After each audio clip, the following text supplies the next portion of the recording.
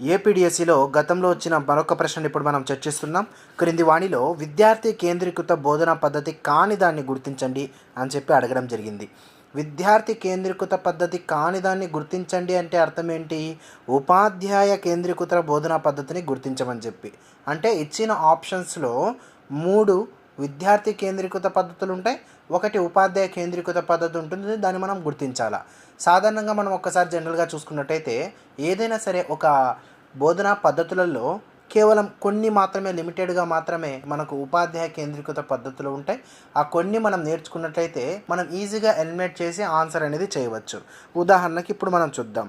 ఉపాధ్యాయ కేంద్రీకృత పద్ధతులు ఒక్కసారి మనం గమనించినట్లయితే ఉపన్యాస పద్ధతి కావచ్చు, ఉపన్యాస ప్రదర్శన పద్ధతి కావచ్చు, కథా పద్ధతి కావచ్చు, వనరుల పద్ధతి, చారిత్రక పద్ధతి, ఈ 5 కూడా ఉపాధ్యాయ కేంద్రీకృత బోధనా పద్ధతులు అని చెప్పచ్చు. అలా కాకుండా ఇవి కాకుండా మిగతావన్నీ కూడా విద్యార్థి కేంద్రీకృత పద్ధతులు అని చెప్పచ్చు. ఏమేమి ఉంటాయి? ప్రాజెక్టు పద్ధతి, అన్వేషణ పద్ధతి, ప్రయోగశాల పద్ధతి, ఆగమన, నిగమన, సంశ్లేషణ, విశ్లేషణ, మాంటిస్సోరీ, కిండర్ గార్డెన్, కృత్యాధార, సమస్య పరిష్కార, చర్చ, సాంఘిక ఉద్గార, ప్రశ్న పద్ధతి, వాద సంవాద పద్ధతి, సిమ్యులేషన్ పద్ధతి, ఇవన్నీ కూడా విద్యార్థి కేంద్రీకృత పద్ధతులు. అలా మనం బేస్ చేసుకొని ఇప్పుడు ఇచ్చిన ఆప్షన్స్లో మనం ఉపాధ్యాయ కేంద్రీకృత పద్ధతిని కనుగొన్నట్లయితే విద్యార్థి కేంద్రీకృత పద్ధతిని మనం కానిదాన్ని గుర్తించినట్లే. మొదటి ఆప్షన్ చూద్దాం.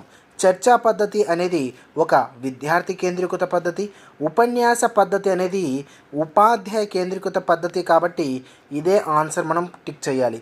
ప్రకల్పన పద్ధతి, సమస్య పరిష్కార పద్ధతి, ఈ 2 కూడా మనం ఒక్కసారి గమనించినట్టయితే విద్యార్థి కేంద్రీకృత బోధన పద్ధతి అని చెప్పొచ్చు. ఈ వీడియోని డిఎస్సి రాసే మీ మిత్రులందరికీ కూడా ఇప్పుడే షేర్ చేయండి.